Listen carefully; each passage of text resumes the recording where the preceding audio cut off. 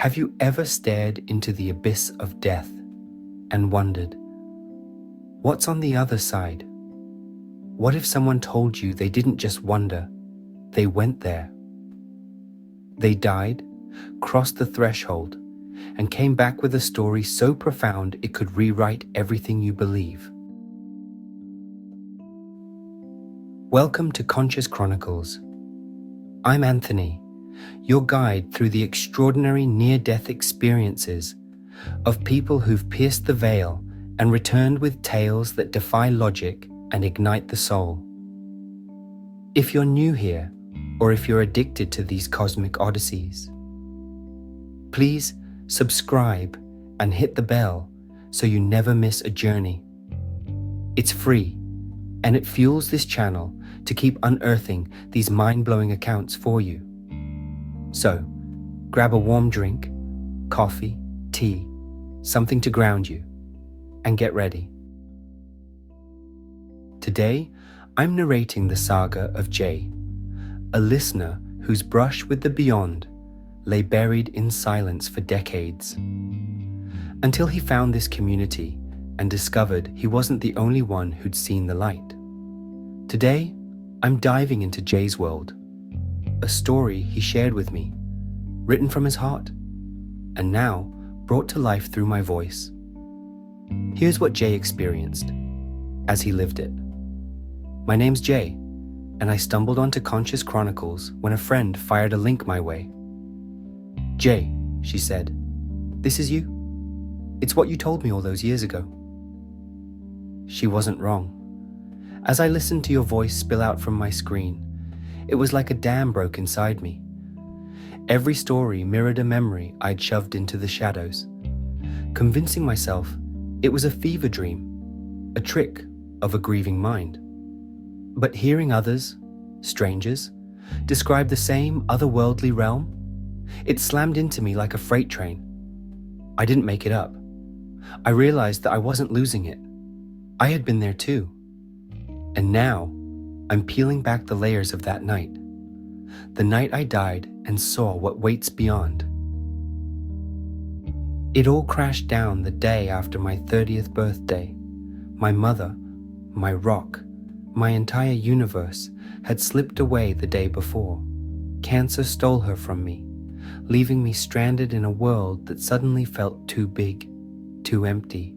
I was an only child, no cousins or aunts to lean on, just me and her, always. She'd raised me alone, a single mom in the 60s, when society treated that like a scarlet letter. Her parents had a plan when she got pregnant with me. Send her away to some hushed-up maternity home. Their plan was for her to have me, then hand me off to strangers so she could slink back respectable. But my mom? She was a rebel with a heart of steel. She bolted, kept me, and clawed her way through life as a waitress. Every dime, every late shift, every exhausted smile was for me. She kept me safe, fed, and loved until I could stand on my own. Then, when I was 28, the diagnosis came. Cancer, ruthless and fast. 2 years later, she was gone. I was 30, orphaned, and staring down the barrel of planning her funeral with no clue how to do it, or how to pay for it. That night, the weight crushed me. I'd spent the day on the phone with funeral homes. My hands were shaking as I tried to hold it together. By nightfall, I collapsed into bed, the grief clawing at my chest like a wild animal. I sobbed until my throat burned, until exhaustion dragged me under. But sleep didn't last. I jolted awake, a white-hot pain exploding in my chest, like someone had plunged a dagger in and twisted. I lurched out of bed, gasping, my vision blurring as I staggered toward the bathroom. I thought, maybe there's aspirin, something, anything, but my knees buckled. I hit the hardwood floor, my fingers scrabbling for the bedpost, trying to haul myself up. Darkness swallowed me whole. When I came to, I wasn't on the floor. I was above it, hovering weightless like a feather caught in a breeze. I glanced down and saw my body, crumpled, pale, my face frozen in a grimace of agony. But here's the thing. I didn't care. No pity, no panic. Just a strange, quiet detachment. That body felt like a worn-out jacket.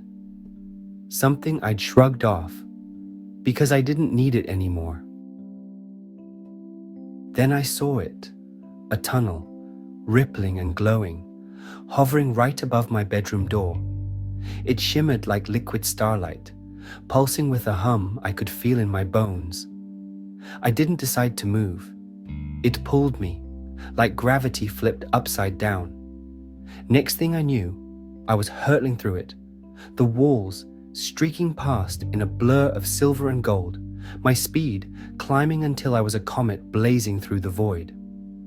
Other tunnels branched into mine, cosmic tributaries merging into a roaring river of light. And there they were, orbs, radiant and alive, glowing like miniature suns. I realized I was one too. No flesh, no bones, just pure shimmering essence. I was ripped from the light, landing in a space so vast it defied comprehension. A room, if you could call it that. Awash in a white so pure, it made snow look dingy. No walls, no ceiling, just an infinite expanse stretching forever. I floated there. No hunger, no thirst, just a hollow ache to return to the light, my true home. I tried to find an edge, drifting through the whiteness, then gave up and lost myself in mental games, solving equations for the orbit of planets, the decay of stars, anything to anchor me in that timeless void. Hours? Years? I'll never know. Then he appeared, an angel, towering at least 9 feet, his broad shoulders draped in a gown of flowing white, cinched with a belt of molten gold. His presence radiated calm, and when he smiled, it was like dawn breaking. "You again?" he said, his voice a melody in my mind. No words spoken, just pure thought. I froze. "What do you mean, me again?" He tilted his head. "You've been here before. You chose to go back to Earth." My mind reeled. I remembered my creation, signing a contract to take on Earth. But another trip? "You opted to forget last time," he said. "First-timers to Earth always do. It's the harshest realm, a crucible for souls. But when you return, you can choose to remember." "Why would I go back?" I demanded. He shrugged, a ripple of light shimmering off him. "Free will. You pick your path, your purpose. I can't tell you why, only that you did."